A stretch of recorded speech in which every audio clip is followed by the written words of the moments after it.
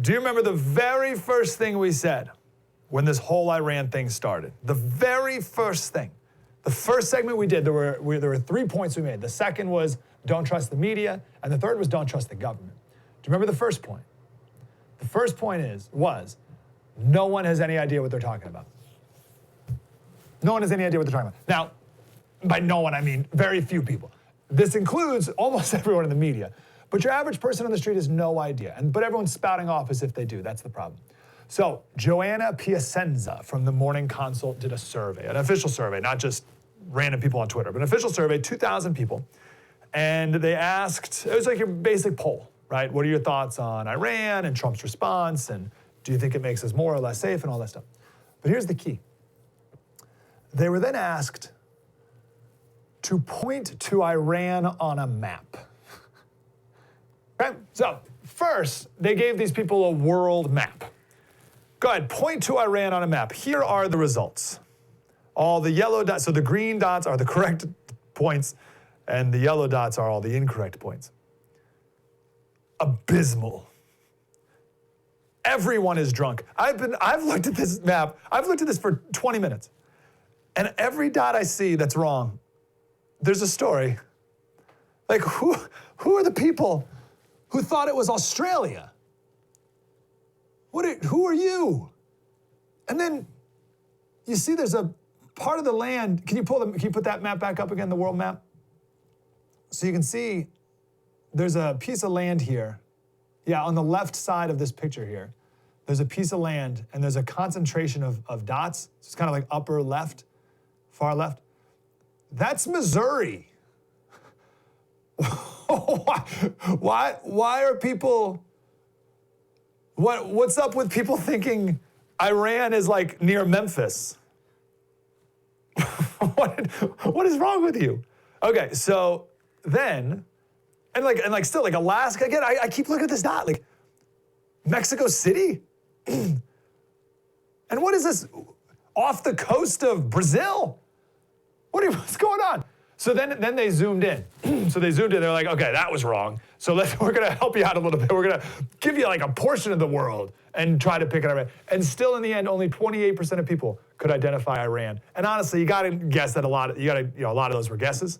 So I would say maybe 10% of people confidently could say, oh yeah, it's right there. Iran's right there. Now, look at that map again. Can we zoom in on that map? The Middle East one. So you can see there's a bunch of dots on this area just south of Greece and Italy. See all those dots that are just south of Italy? In the white area there. All right, so you got the gray area, that's Italy and Greece. And then just under there's the white area with a lot of dots. Now, that's the Mediterranean Sea. Now, when I first saw that, I thought, wow, like,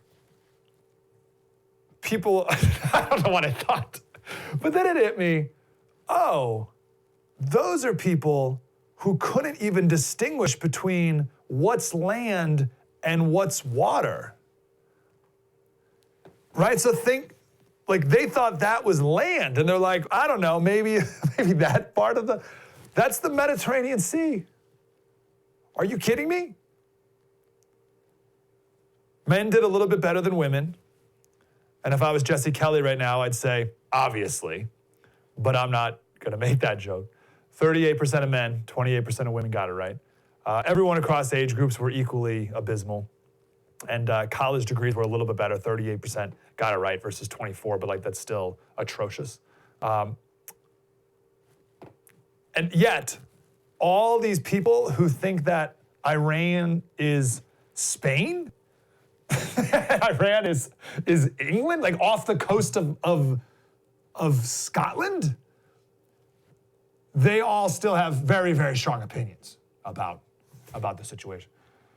This is atrocious. So I saw this interview the other day with the director of the Holocaust Museum. And they were asked, what worries you the most about the state of the world right now? And the director of the museum said, I worry about what I think is a real decline in the teaching of good history. History majors are down more than any other major. Humanities are already down compared to STEM. But I believe the humanities are incredibly important if we want to create an engaged, responsible citizenry. So I graduated high school in 03. So I was in the beginnings of the history teaching movement, which started like no dates. So they're not going to teach dates anymore in history class. It's too hard to memorize dates. So we now have a generation and now generations of kids who have no idea when things happened. They have no idea the order of anything. No one my age, I'll be more specific. I'm 35. 10% of people my age could tell you which came first, the Vietnam or the Korean War. Do you doubt that's true? You think 80% could tell you? No way. 10% of people could tell you which happened first. Now, that was dates. Another thing that they took out was geography, right? Because all this, why do we have to know where everything is? Why do we need to know where other countries are? And the history bureaucrats and the teachers, they caved. They're like, okay, you're right. This is why I'm so against the latest movement of student-led learning. What a crock, where teachers are hands-off facilitators of the children's discovery process. We just let the children work in groups, and from time to time, maybe the teacher, give me a... The history curriculum is the end result of student-led learning, right? Like, every kid has said this. When will I ever need to know this? And all the teachers caved to all the whining, and now they don't teach anything.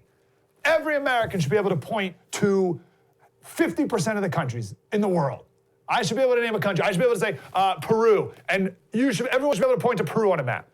You should be able to point to it. Like 50% of the country. Not weird countries that you never really heard of. That's fine. I'll give you a pass. But we should be able to point to 50% of it. I'm not sure 10% of Americans could point to America. Actually, I know that's true. Look at the world map again. You had a bunch of people who thought America was Iran. So you asked them to point to America, and who knows where they'll point. But no, our education system is great. Don't worry about it.